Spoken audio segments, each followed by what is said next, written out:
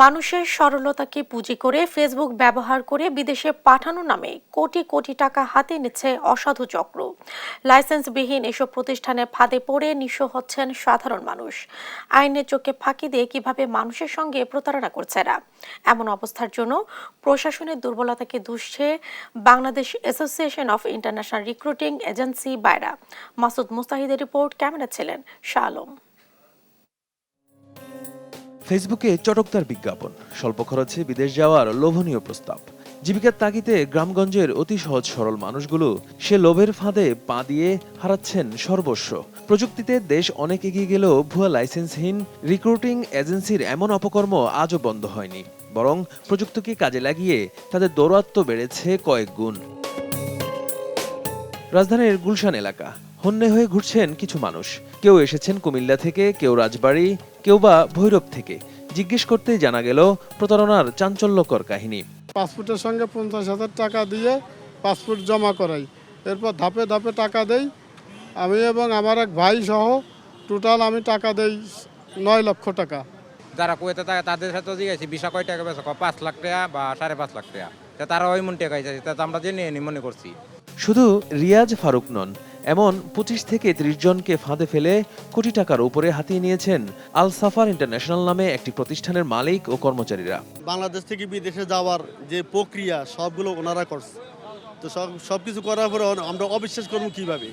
এখন আজকে আয়সা দেখি ওনার অফিস বন্ধ, কেউ নাই। ঠিকানায় গিয়েও পাওয়া যায়নি কাউকে। ফ্ল্যাটের মালিক জানালেন তিনিও 5 মাসের ভাড়া পাননি। কোনো কিছু বুঝে ওঠার আগেই অফিস ফাঁকা করে পালিয়েছেন মোহাম্মদ শরীফুল ইসলাম নামে ওই প্রতিষ্ঠানের স্বত্বাধিকারী। আমাকে তো প্রথমে বলছে আইটি কোম্পানি, তারপর যখন ভোটার আইডিটা দিচ্ছে আমি বলছি আপনার স্মার্ট কার্ড কই, এই আইডি কেন দিচ্ছেন?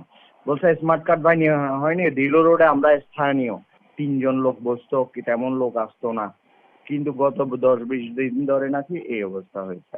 আমার তো এমনি তো ভাড়া হিসেবে তো অ্যাডভান্স তো আর ভাড়া না, 5 মাসের ভাড়া পাইতাম।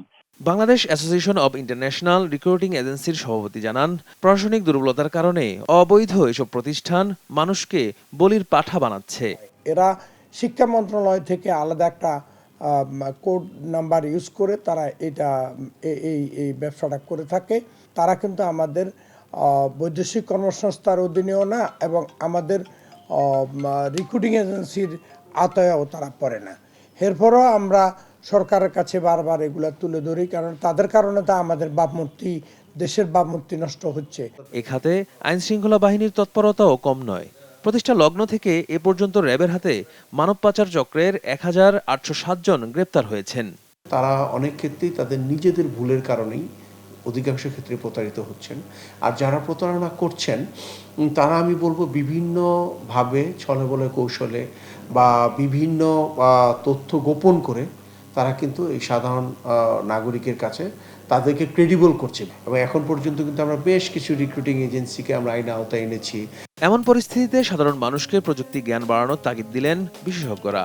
আর সামাজিক যোগাযোগ মাধ্যমে চটকদার বিজ্ঞাপনে আস্থা না রেখে প্রতিষ্ঠানের লাইসেন্স এবং পরিচিতি যাচাই করেই লেনদেনের পরামর্শ দিয়েছেন সংশ্লিষ্টরা। মাসুদ মুস্তাহিদ, দেশ টিভি, ঢাকা।